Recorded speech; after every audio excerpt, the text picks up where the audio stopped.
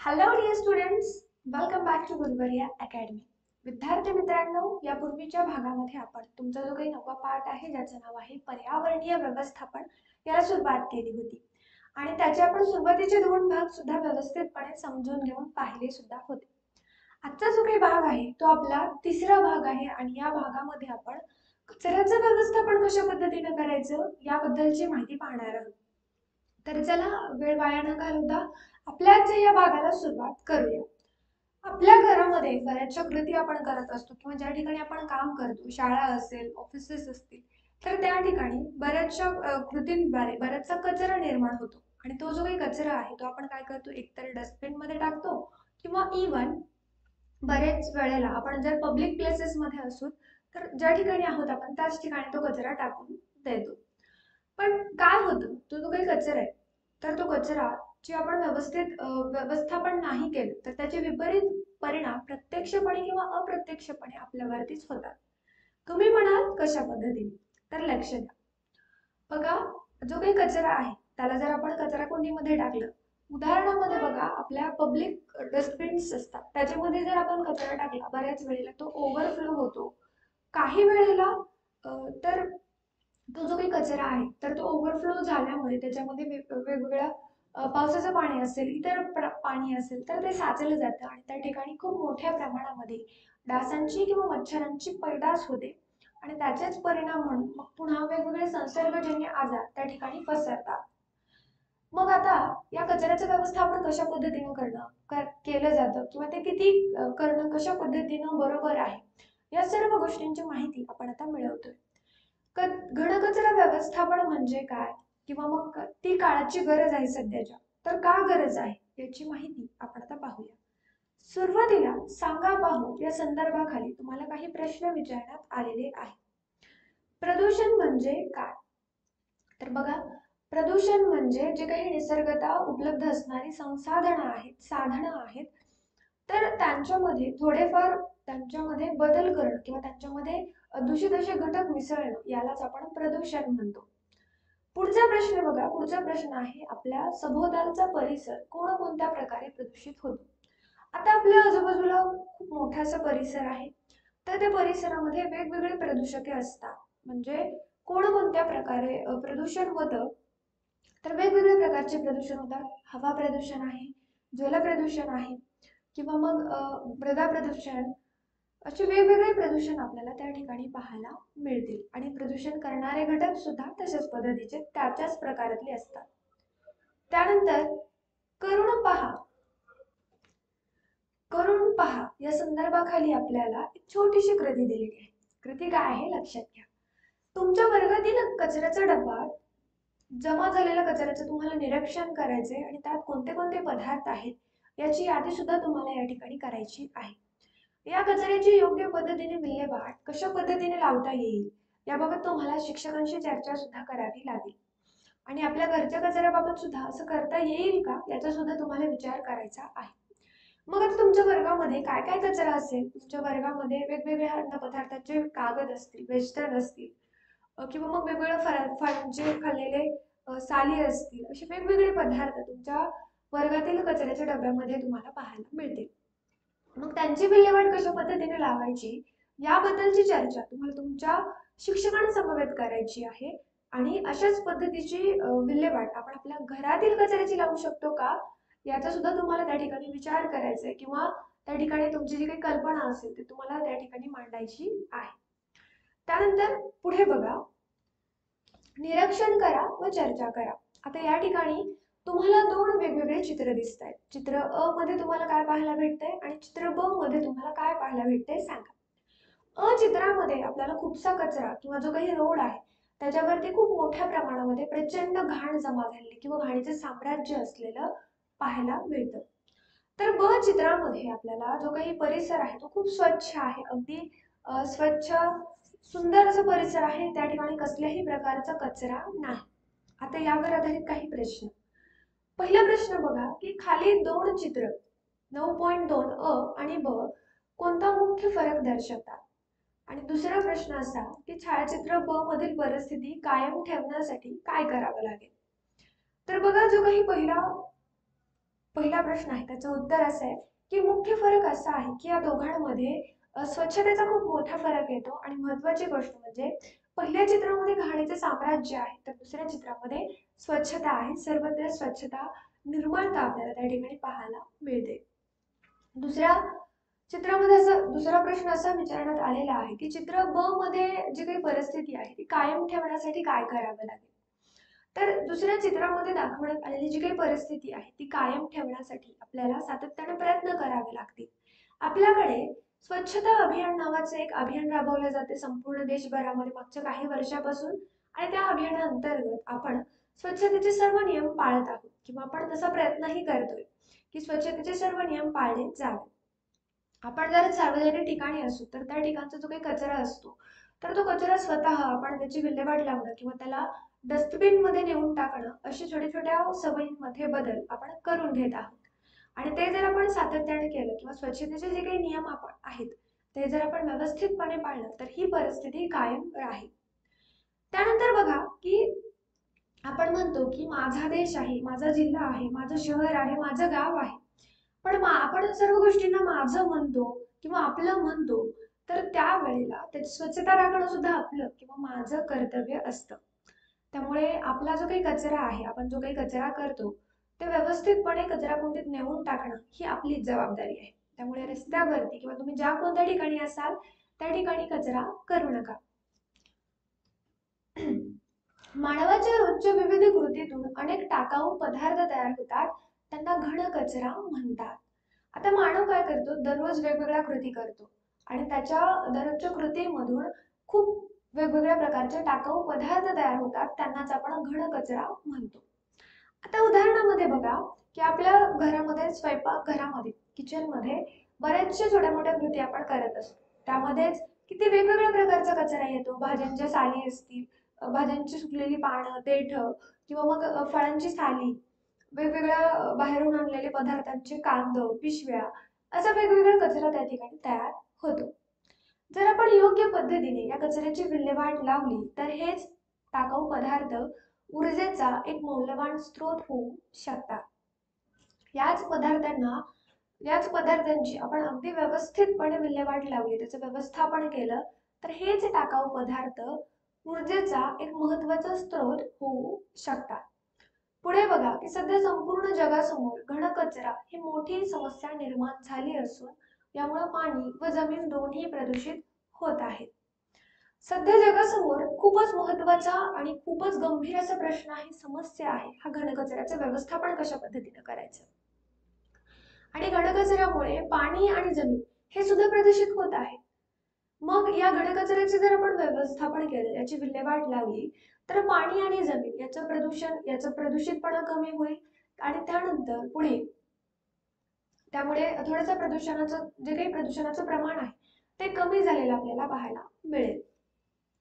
घनकचरा ही आर्थिक विकास पर्यावरणाचा ऱ्हास आणि आरोग्याच्या समस्या या दृष्टीने मोठी गंभीर बाब आहे. आर्थिक विकासामध्ये म्हणा पर्यावरणाचा ऱ्हास आरोग्याच्या समस्या या सर्व घनकचऱ्यामुळे उद्भवतात आणि त्यामुळेच घनकचऱ्याला खूप मोठी गंभीर समस्या किंवा गंभीर बाब आपल्याकडे मानली जाते किंवा संपूर्ण जगामध्ये मानली जाते. पण त्याच्यावरती उपाययोजना सुद्धा करण्याचा आपण प्रयत्न करतोय पण कचऱ्याचं प्रमाण इतकं जास्त असतं की त्यावरती आपण कोणत्याही प्रकारचं व्यवस्थापन केलं कितीही चांगल्या पद्धतीने त्याची विल्हेवाट लावण्याचा प्रयत्न केला तरी सुद्धा ती अपुरी पडत आहे. त्यामुळे हवा पाणी व जमीन प्रदूषण होऊन निसर्ग तसेच मानवी अधिवासाला धोका निर्माण झालेला आहे.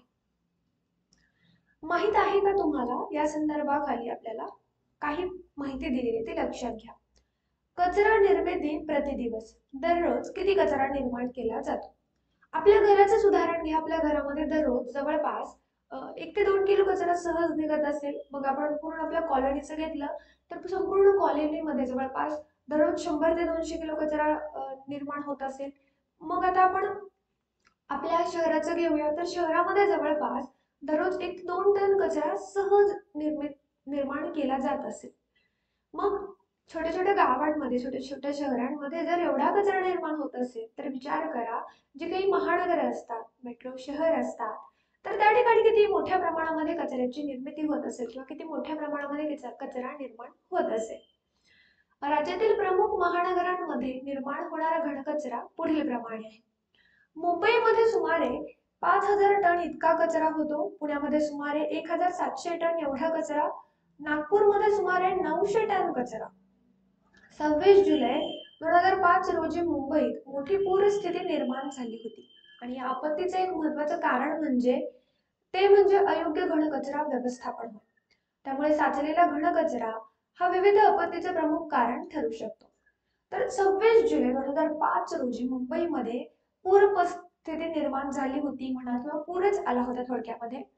तर या आपत्तीचं महत्त्वाचं कारण होतं ते म्हणजे काय, अयोग्य पद्धतीनं घनकचऱ्याचं व्यवस्थापन करणं.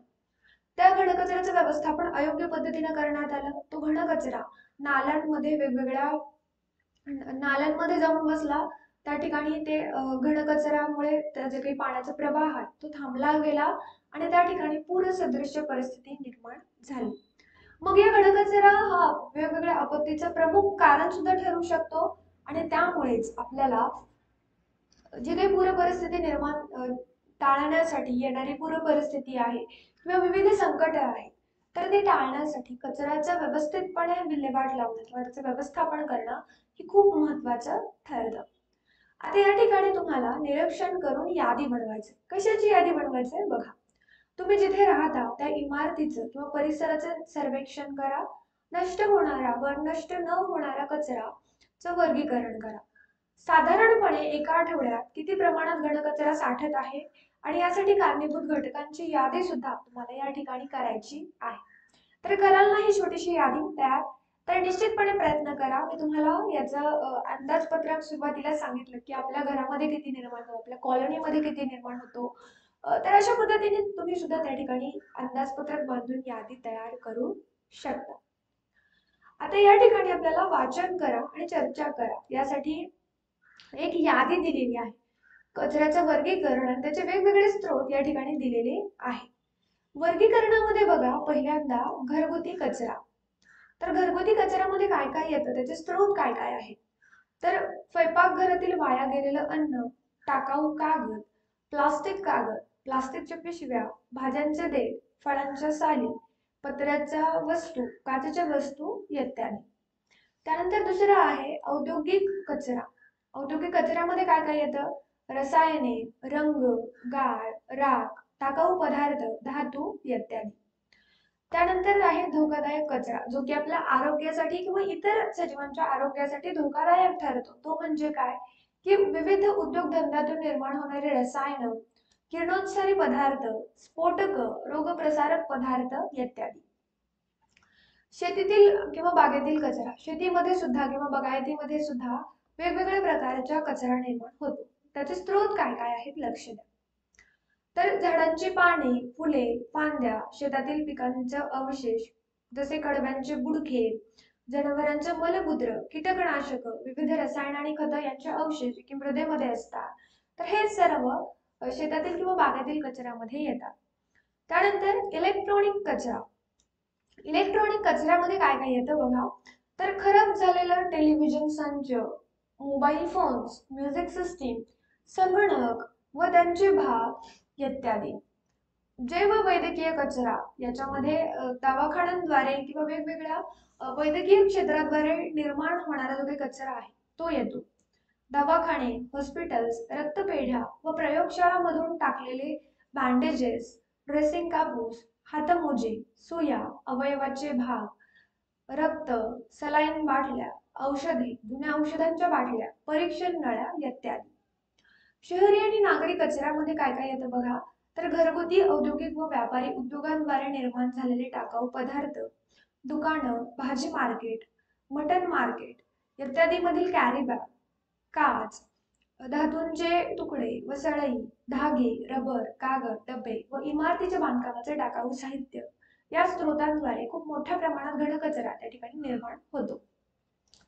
आण्विक कचरा काय बघा. तर आपल्याला ठाऊक आहे की एखादा पदार्थ आपण घेतला तर त्याच्यातला सर्वात छोटा व अविभाज्य भाग म्हणून अणूंकडे बघितलं जातं. आता त्या अणूंपासून काय होतं, कचरा निर्माण होतो. कशा पद्धतीने बघा.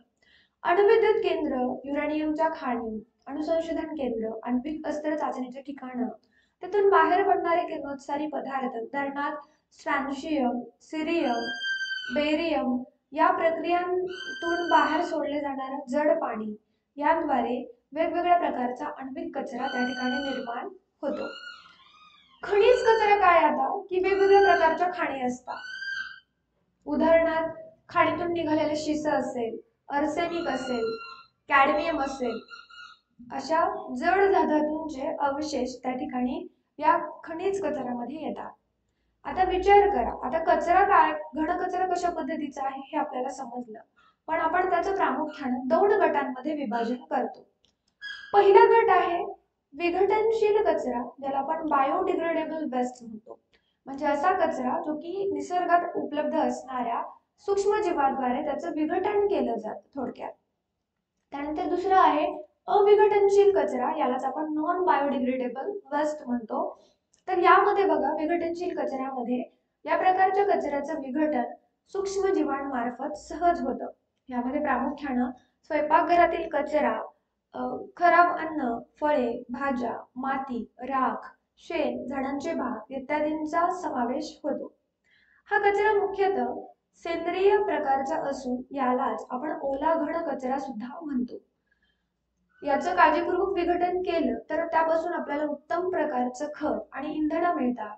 अनेक शहरात अशा प्रकारचे जैव इंधन निर्मितीचे प्रकल्प सुरू करण्यात आलेले आहेत आणि त्यापासूनच बायोगॅस, मिथेन गॅस असे गॅस म्हणून आपण वेगवेगळ्या कृती त्या ठिकाणी करू शकतो. आता अविघटनशील कचरा कशा पद्धतीचा असतो बघा. या प्रकारच्या कचऱ्याचे सहजरित्या विघटन होत नाही, कारण यांच्या विघटनासाठी खूप मोठा कालावधी लागतो. शिवाय विविध तंत्रज्ञानाचाही वापर करावा लागतो.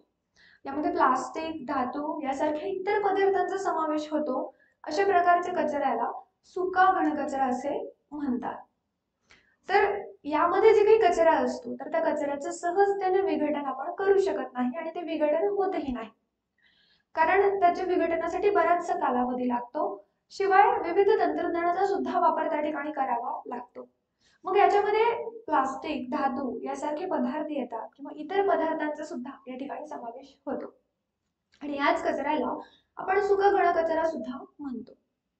आता शेवटी आपल्याला जरा डोके चालवा या संदर्भाखाली काही प्रश्न देण्यात आलेली आहे. पहिला प्रश्न, अविघटनशील घनकचऱ्याचं पुनर्चक्रीकरण करणं का आवश्यक ठरतं? आता जे काही अविघटनशील कचरा आहे तर त्याचं विघटन होण्यासाठी बराचसा कालावधी लागतो आणि मग तो कालावधी लागतो, पण त्याबरोबरच पर्यावरणाचा ऱ्हास होतो, पर्यावरणाची हानी होते. ती कुठेतरी थोड्या प्रमाणात कमी करण्यासाठी आपण काय करतो तर त्या घनकचऱ्याचं पुनर्चक्रीकरण करतो. पुढे बघा की सुक्या कचऱ्यामध्ये कोणकोणत्या पदार्थांचा समावेश होतो.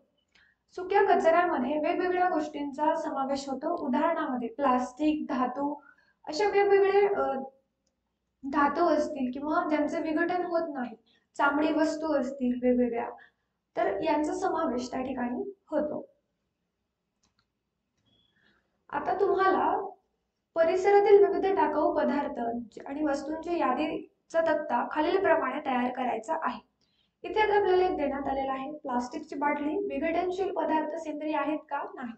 अविघटनशील पदार्थ असेंद्रिय आहेत का? तर हो. पुनर्निर्मिती शक्य आहे, पुनर्वापर शक्य आहे, विषारी आहे का? तर हो. प्लास्टिकची बाटली झाली. लोखंड घ्या आता या ठिकाणी, तर लोखंड विघटनशील आहे का? नाही. असेंद्रिय आहे का? तर हो, असेंद्रिय आहे. पुनर्निर्मिती शक्य आहे का? शक्य आहे. पुनर्वापर शक्य आहे का? आहे. विषारी आहे का? तर थोड्याफार प्रमाणामध्ये ते विषारी आहे. आता त्यानंतर तुम्हाला थोडीशी माहिती मिळवायची की सध्या सर्वत्र मोबाईल फोन हे इलेक्ट्रॉनिक उपकरण फार लोकप्रिय आहे. तुमच्या घराजवळील मोबाईलच्या दुकानात बिघडलेल्या व टाकाऊ मोबाईल्सची विल्हेवाट ते कशी करतात याची दुकानदाराकडून तुम्हाला माहिती मिळवायची आहे. तुमच्या परिसरामध्ये मोबाईलचं एखादी इलेक्ट्रॉनिक्सचं दुकान असेल. आता सध्या जर आपण पाहिलं तर आपल्यामध्ये इलेक्ट्रॉनिक उपकरणं फार लोकप्रिय ठरतात. म्हणजे बघा, नवीन मॉडेलचे नवीन मोबाईल मार्केटमध्ये आले की आपल्याला ते हवे असतात किंवा ते पाहिजे असतात. मग जे काही जुने मोबाईल्स असतात ते आपण टाकून देतो किंवा त्या दुकानदाराकडे देतो. तर तो दुकानदार त्या जुन्या मोबाईल्सची विल्हेवाट कशा पद्धतीने लावतो हे तुम्हाला या ठिकाणी त्याच्याकडून माहिती मिळवायची आहे.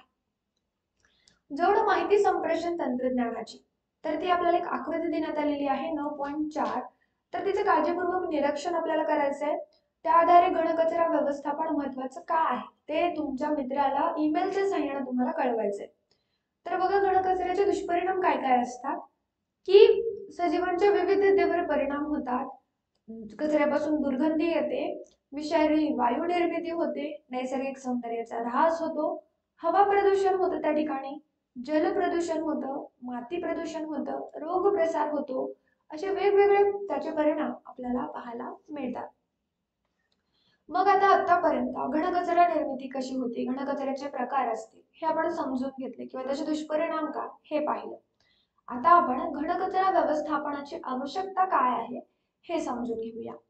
तर पर्यावरण प्रदूषण रोखण्यासाठी व परिसर स्वच्छतेसाठी, दुसरा मुद्दा ऊर्जा निर्मिती तसेच खत निर्मिती व त्यातून रोजगार निर्मिती, कामाची संधी उपलब्ध करण्यासाठी, तिसरा मुद्दा की घनकचरा प्रक्रियेद्वारे नैसर्गिक संसाधनावरील जो काही ताण आहे तो कमी होतो, कारण जर आपण त्याचा पुनर्वापर केला, त्याच्यावरती प्रक्रिया केली, तर पुनर्चक्र किंवा मग पुनर्वापर सारख्या गोष्टींसाठी किंवा मग त्यांचं विघटन करण्यासाठी पर्यावरणावर जास्त प्रमाणामध्ये ताण निर्माण होणार नाही. आरोग्य संरक्षण व जीवनाची गुणवत्ता सुधारण्यासाठी व पर्यावरणाचं संतुलन राखण्यासाठी घनकचरा व्यवस्थापनाची आवश्यकता आहे. त्यानंतर पुढे बघा, शहरी व औद्योगिक क्षेत्रातून निर्माण होणारा घनकचरा, त्यापासून निर्माण होणाऱ्या समस्या टाळण्यासाठी व पर्यावरण स्वच्छ राहण्यासाठी घनकचऱ्याचं व्यवस्थापन करणं ही काळाची गरज आहे. शहरी आणि औद्योगिक क्षेत्रात निर्माण होणारा घनकचरा, तो जो काही घनकचरा आहे, तर त्यापासून निर्माण होणाऱ्या समस्या, ज्या काही समस्या असतील, आता उदाहरणामध्ये बघा, आपण आत्ताच बऱ्याचशा समस्या पाहिल्या की त्यापासून दुर्गंध येऊ शकते, वेगवेगळे आजार पसरू शकतात. तर त्या समस्या टाळण्यासाठी, आपलं जे काही पर्यावरण आहे ते स्वच्छ राहण्यासाठी घनकचऱ्याचं व्यवस्थापन करणं ही आजच्या काळाची गरज आहे. त्यासाठी उत्पादन प्रक्रिया जास्त कार्यक्षम बनवून कचरा कमी कसा तयार होईल हे पाहायला हवं, हे आपण बघायला हवं. पुनर्वापरानं कचरा निर्मिती कमी करणं आणि कचऱ्यापासून पुन्हा वस्तू तयार करणं अशांचा अवलंब करावा लागेल. तर घनकचऱ्याचं व्यवस्थापन करण्याच्या वेगवेगळ्या प्रक्रिया आहेत. त्याचं वर्गीकरण आणि विभाजन बघा, शास्त्रीय आणि पर्यावरण स्नेही कचरा व्यवस्थापन अशा दोन्ही प्रक्रिया या ठिकाणी दिलेल्या आहेत. कंपोस्टिंग सेंद्रिय खत, सुरक्षित भूमिभरणाची स्थळं, गांडूळ खत निर्मिती, औद्योगिक घनकचऱ्याचं व्यवस्थापन, पायरोलिसिस, जैव वैद्यकीय कचरा व्यवस्थापन, अशा बऱ्याचशा गोष्टी, बऱ्याचशा प्रक्रिया त्या ठिकाणी आपल्याला पाहायला मिळतात. आता घनकचरा व्यवस्थापनाची 7 तत्व आहेत. कोणती कोणती 7 तत्व आहेत लक्षात घ्या. पहिलं तत्व आहे पुनर्वापर म्हणजे रियूज. वापराच्या वस्तू टाकाऊ झाल्यावरही इतर ठिकाणी योग्य कामासाठी वापराव्या. दुसरं आहे वापर नकारणं, ज्याला आपण रिफ्यूज म्हणतो, म्हणजे प्लास्टिक व थर्माकोल यांसारख्या अविघटनशील पदार्थांपासून बनलेल्या वस्तूंचा वापर आपल्याला टाळायचा आहे, नाकारायचा आहे. कारण प्लास्टिक आणि थर्माकोलचं विघटन होण्यासाठी खूप मोठा कालावधी लागतो. चक्रीकरण, टाकाऊ पदार्थांवर पुनर्चक्रीकरण प्रक्रिया करून त्यापासून उपयुक्त पदार्थ तयार करणं, उदाहरणार्थ कागद, काच यांचं पुनर्चक्रीकरण करता येतं, त्यांच्यापासून नवीन वस्तू निर्माण केल्या जाऊ शकतात. पुनर्विचार म्हणजे आपण दैनंदिन जीवनात ज्या काही वस्तू वापरतो, तर त्या वापरण्याबाबत आपल्या सवयी, कृती यांचा परिणाम आणि पुन्हा नव्यानं त्याचा विचार करणं. पुढे बघा, वापर कमी करणं, ज्याला आपण रेड्यूस म्हणतो. तर साधन संपत्ती वाया जाईल म्हणून अशा वस्तूंचा वापर कमी करणं, जुन्या वस्तूंचा पुनर्वापर करणं, अनेक जणांमध्ये मिळून एका वस्तूचा वापर करणं, वापरा व फेका अशा वस्तूंचा कमीत कमी वापर करणं किंवा शक्यतो वापर टाळणं असेल. संशोधन करणं, तात्पुरत्या वापराबाहेर असलेले टाकाऊ पदार्थ पुन्हा वापरात कसे आणता येईल याविषयी संशोधन करणं, अभ्यास करणं, नवीन नवीन प्रयोग करणं. शेवटी आहे नियमन किंवा जनजागृती. तर कचरा व्यवस्थापनाबाबतचे कायदे, नियम स्वतः पाळणं आणि इतरांनाही पाळण्यास प्रवृत्त करणं. तर हे घनकचरा व्यवस्थापनाची 7 तत्व आहेत आणि या 7 तत्वाद्वारे आपल्याला जे काही घनकचऱ्याचं व्यवस्थापन आहे तर ते व्यवस्थितपणे करता येईल. आता या ठिकाणी तुम्हाला काही कृती दिलेल्या आहेत, त्या आपण प्रत्यक्षात करतो का व त्या आणि जर या कृती आपण केल्या तर घनकचरा व्यवस्थापनासाठी खरंच किती प्रमाणात मदत होईल या संबंधी तुम्हाला विचार करायचा आहे. पहिली कृती अशी आहे की घनकचरा व्यवस्थापन 3R मंत्राचा वापर करणं, म्हणजेच रेड्यूस, रियूज अँड रिसायकल. दुसरा मुद्दा, चॉकलेट, बिस्किट, आईस्क्रीम किंवा थंड पदार्थांचं प्लास्टिक आवरण रस्ता किंवा मोकळ्या जागेत न टाकता ते योग्य डब्यात टाकणं. तिसरा मुद्दा, प्लास्टिक पिशव्यांचा वापर टाळणं व पर्याय म्हणून कापडी पिशवी, घरगुती जुन्या साड्या, बेडशीट, पडदे यापासून बनवलेल्या पिशव्यांचा वापर करणं. त्यामुळे काय होईल तर प्लास्टिकचा कमीत कमी वापर होईल आणि कमीत कमी वापर झाला तर त्याची विल्हेवाट लावण्याचं सुद्धा टेन्शन किंवा त्याचा जो काही ताण आहे तो आपल्या पर्यावरणावरती आणि आपल्यावरती सुद्धा पडणार नाही. कागदाच्या दोन्ही बाजूंवर लिहिणं, ग्रीटिंग कार्ड्स, गिफ्ट पेपर्सचा परत परत वापर करणं, टिश्यू पेपरचा वापर कमी करून स्वतःजवळील हातरुमाल वापरणं, सीसीयुक्त बॅटरीज ऐवजी रिचार्जेबल बॅटरीज वापरणं, घनकचरा व्यवस्थापनात स्वतः, कुटुंब व समाज यांना प्रोत्साहित करणं, प्रबोधन करणं, विविध कार्यक्रम राबवणं आणि शेवटी आहे यूज अँड थ्रो, वापरा आणि फेका.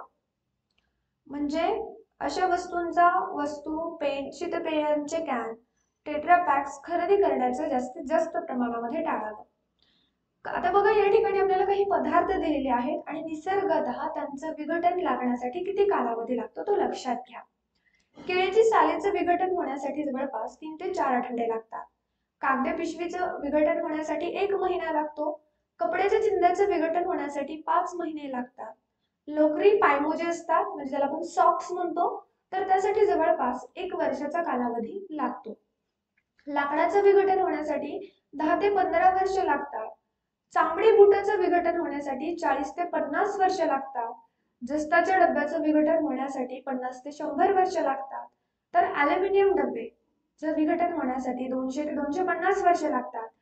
विशिष्ट प्लास्टिक पिशवीचं विघटन होण्यासाठी 10 लाख वर्ष लागतात. आणि थर्माकोल कप आणि स्टायरोफोम याच्यासाठी अनंत काळ लागतो. म्हणजे त्यांचं विघटन होण्यासाठी जो काही काळ आहे तो निश्चित नसतो. त्यासाठी किती काळ लागेल हे आपल्याला सुद्धा ठाऊक नाही. आपल्या सभोवताली साठवणाऱ्या घनकचऱ्याचं विघटनासाठी लागणारा कालावधी जास्त असेल तर त्याचा गंभीर परिणाम पर्यावरणातील इतर घटकांवर होतो आणि तो होऊ नये यासाठी तुम्ही कोणती काळजी घ्या. आपल्या आजूबाजूला बराचसा घनकचरा साचतो. तो जो काही घनकचरा आहे तर त्याच्यासाठी लागणारा कालावधी जास्त असेल तर त्याचे गंभीर परिणाम आपल्या पर्यावरणातील इतर घटकांवरती सुद्धा होतात आणि ते होऊ नये यासाठी तुम्ही कोणती कोणती काळजी घ्याल असा प्रश्न या ठिकाणी आपल्याला विचारण्यात आलेला आहे.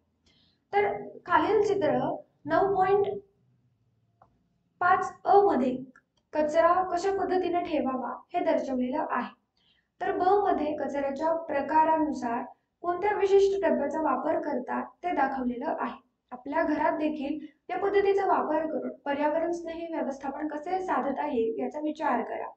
बघा या ठिकाणी ओला कचरा वेगळा ठेवलेला आहे, सुका कचरा वेगळा ठेवलेला आहे, पेपर वेगळा, ग्लास, मेटल आणि प्लास्टिक असे पदार्थ वेगवेगळे करण्यात आलेले आहेत. त्यामुळे काय होईल तर त्यांचा पुनर्वापर करणं किंवा त्यांचं पुनर्चक्रीकरण करणं आपल्यासाठी सोपं जाईल आणि त्यामुळे आपल्याला जे काही पर्यावरणाचं किंवा कचऱ्याचं व्यवस्थापन असेल तर ते सुद्धा करणं अगदी सोपं बनून जाईल. तर विद्यार्थी मित्रांनो या ठिकाणी आपला या पाठाचा हा जो काही तिसरा भाग होता तो संपतो. यामध्ये तुम्हाला काही अडचण असेल तर लगेच कमेंट करा किंवा जो काही आपला ऑफिशियल नंबर आहे त्यावरती तुम्ही मेसेजच्या स्वरूपात तुमच्या ज्या काही अडचणी असतील त्या अडचणी विचारू शकता. तशाच पद्धतीने आपले बरेचसे सोशल मीडिया अकाउंट्स आहेत तर त्याचे सुद्धा लिंक्स तुम्हाला या व्हिडिओच्या डिस्क्रिप्शन बॉक्समध्ये मिळतील. त्याही ठिकाणी तुम्ही जॉईन होऊ शकता. तशाच पद्धतीने आता यापुढचा जो काही शेवटचा एक भाग आहे किंवा मग याचा स्वाध्याय आहे, या पुढील पाठ आहे तर त्यांचे व्हिडिओज पाहण्यासाठी तुम्हाला आपल्या चॅनलच्या प्लेलिस्टमध्ये जावं लागेल. त्या ठिकाणी तुम्हाला इयत्ता 9वी विज्ञान या फोल्डरमध्ये सर्व व्हिडिओज मिळतील. तर ते पहा, त्यांचा व्यवस्थितपणे अभ्यास करा. काळजी घ्या स्वतःची. Bye guys, take care. See you again later in next session.